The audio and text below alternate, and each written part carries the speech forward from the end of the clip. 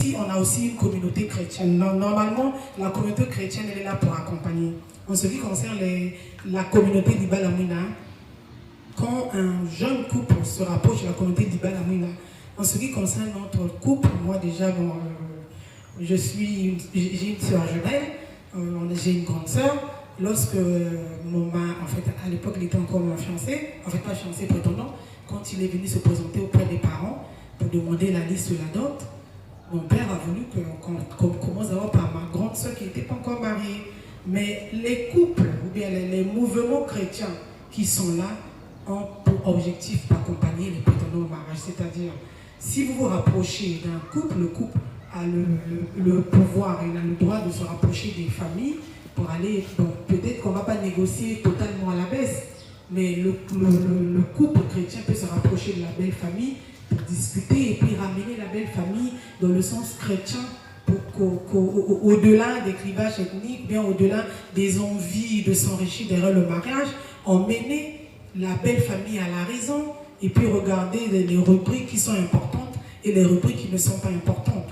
Mais comme j'ai dit au commencement, il faut qu'il y ait la volonté, l'intention et puis l'envie d'atteindre son objectif.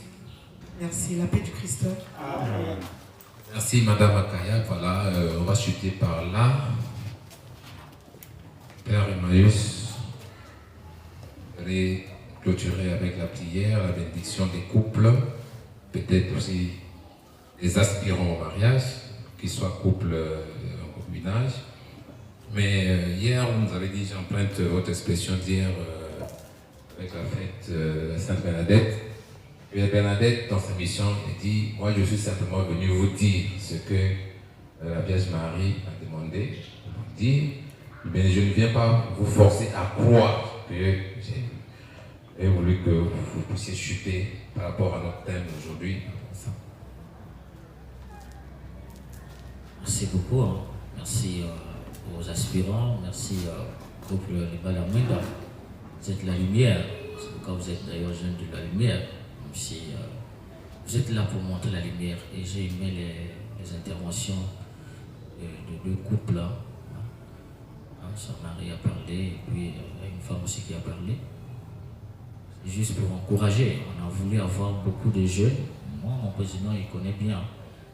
Je dis toujours, j'étais dans une paroisse où il y a eu 27 mariages de jeunes. Moi, j'étais témoin. Mais il y a une difficulté chez nous. Les jeunes ne se marient pas. Je me pose la question. Je vais la deuxième année ici. Aucun jour, j'ai célébré un mariage. Mon confrère qui m'a remplacé là-bas, chaque fois il publie les photos. Et souvent c'est des jeunes que moi j'accompagnais, je le vois, bon lui il est venu manger ce que nous on a observé. Tout est grâce à mystère. Mais chaque fois il publie, il est là témoin de mariage de jeunes. Tout ça. En tout cas, dans le mois il peut publier un 4. Et les jeunes se marient. Mais chez nous, pourquoi? Quel est le vrai problème? Situation sociale, on a parlé. Et les acteurs sociaux, c'est chacun de nous. Qu'est-ce que nous faisons d'abord au niveau social pour que la situation change? Les jeunes qui veulent se marier, ils veulent avoir une maison, ils veulent avoir tout pour fonder leur famille, mais ils n'ont pas de travail. Ils se débrouillent, je connais la plupart des jeunes ici, ils font des corps, comme on appelle ça chez nous, les corps pour nourrir un peu, ils se débrouillent, il a trouvé 2000 francs, il va donner la femme, il la prépare, et demain il sort encore. C'est comme ça, on grouille, comme on dit. Mais est-ce que dans cette vie-là, on peut prendre le risque d'aller demander la liste? Comme on a dit, il faut avoir la foi, il faut prier. Mais je pense qu'il faut qu'il y ait une révolution. Il faut que les gens se révoltent.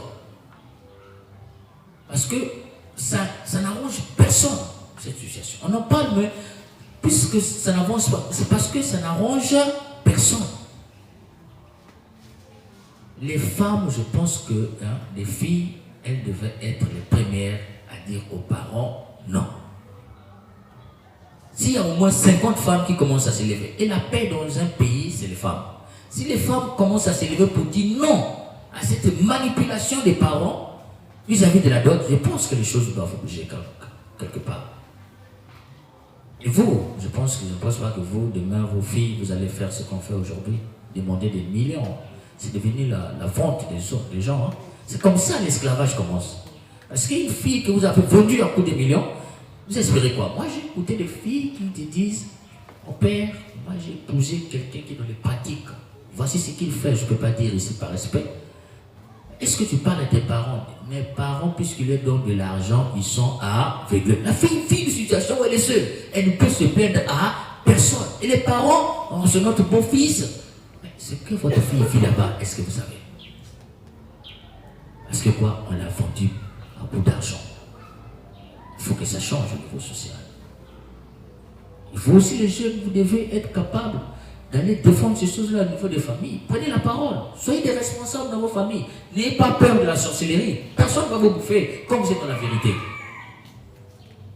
Quand vous êtes dans une famille, commencez à dire. Tu peux dire au chef de famille ce que tu dis là, c'est pas bon. D'ailleurs, qui t'a nommé chef de famille? Les gens prennent des titres parce qu'ils sont un peu un pouvoir mystique et ils deviennent chef de famille. Sinon, qui a fait une réunion pour dire c'est toi le chef de famille? Ou bien il a beaucoup d'argent, il devient chef de famille. On peut changer la situation. Et avant de chuter, il avait posé une question ici qui était une question intéressante. Les églises de réveil le font, tout ça, et puis pourquoi nous aussi à l'église catholique on ne peut pas le faire? Ça c'est une question pastorale. Et mon frère, l'église, notre église, tu m'as dit d'accord, on va faire le mariage des Grecs. Ça veut dire que chaque semaine nous aurons 30 mariages ici. Est-ce que vous serez capable de faire des petites années chaque jour ici pour les mariages, mon frère? Et on va bouder, hein? On va crier, non, mais c'est ce que l'église où on continue chaque fois de l'argent. C'est des choses, si tu rentres bien, ce sont des arrangements. Il n'y a rien souvent de mariage là-dedans, mon frère. Quand tu vois avec la véracité, il n'y a rien de mariage là-dedans. Ce sont des arrangements. Mais il faut être dans le groupe où les gens deviennent quand même honnêtes. Ça, c'est des organisations internes des groupes. Ça, pastoralement, prêtre ne peut pas prendre les risques comme ça. Sinon, il tombe dans un piège. On a un cas comme ça de mort où la famille a été incapable d'enterrer le monsieur. Mais nous, on a eu peur de venir dire ça publiquement ici. Parce que si on enterre ce papa-là, après, ceux qui seraient incapables, ils vont venir ici. Et puis, il va dire quoi? Vous avez géré pour lui et pour nous.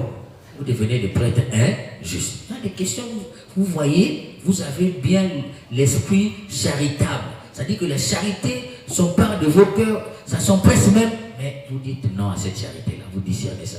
Parce que ça, ce n'est plus une charité, ça, c'est la bêtise.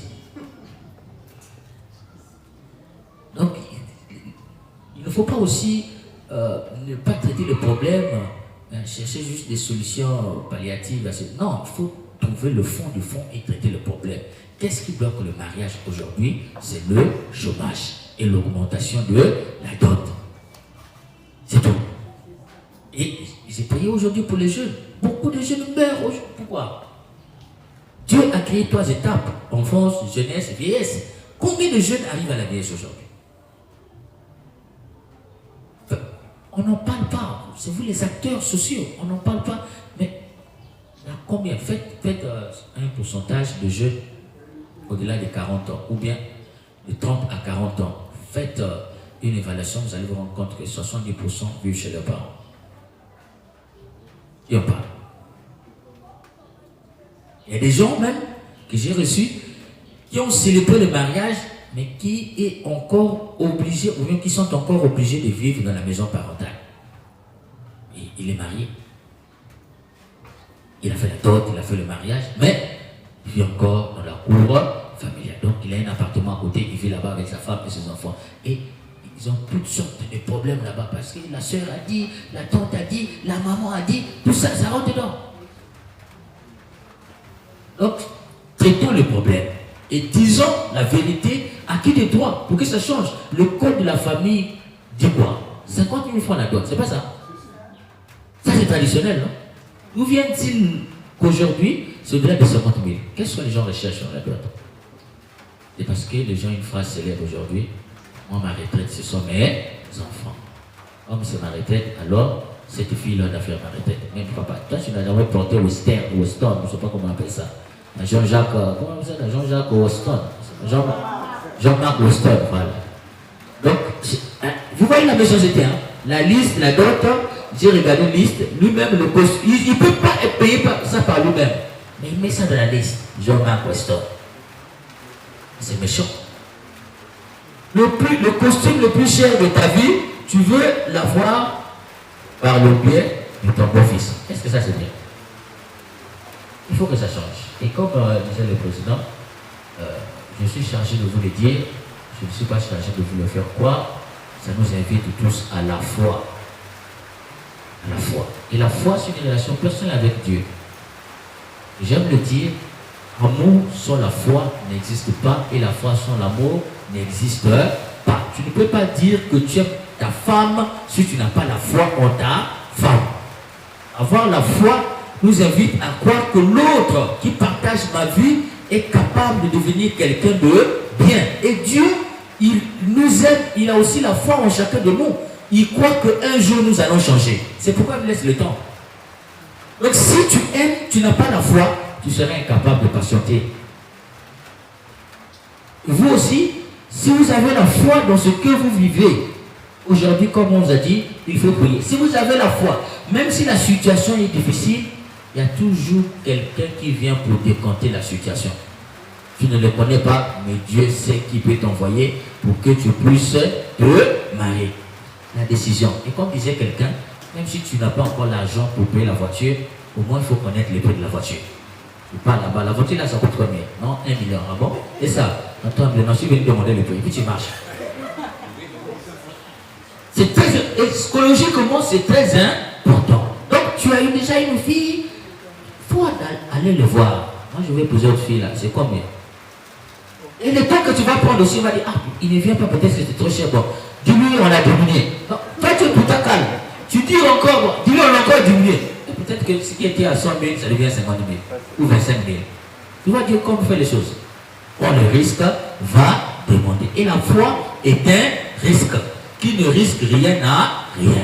Quelqu'un qui a la foi et qui ne risque pas n'a pas la foi. Donc allez demander, vous qui aspirez au mariage, ayez déjà les listes dans vos lits, dans vos cheveux, là, comme on appelle ça, vos théories là. Et donc chaque fois quand tu sors, avant de dormir, tu prends la liste, tu regardes. Tu regardes et puis tu mets à côté. Et puis tu dis, Seigneur, donne-moi l'argent, je vais poser la fille. Dieu va te donner. Parce que ça, c'est pour une bonne cause. Et la foi, et prier pour ça.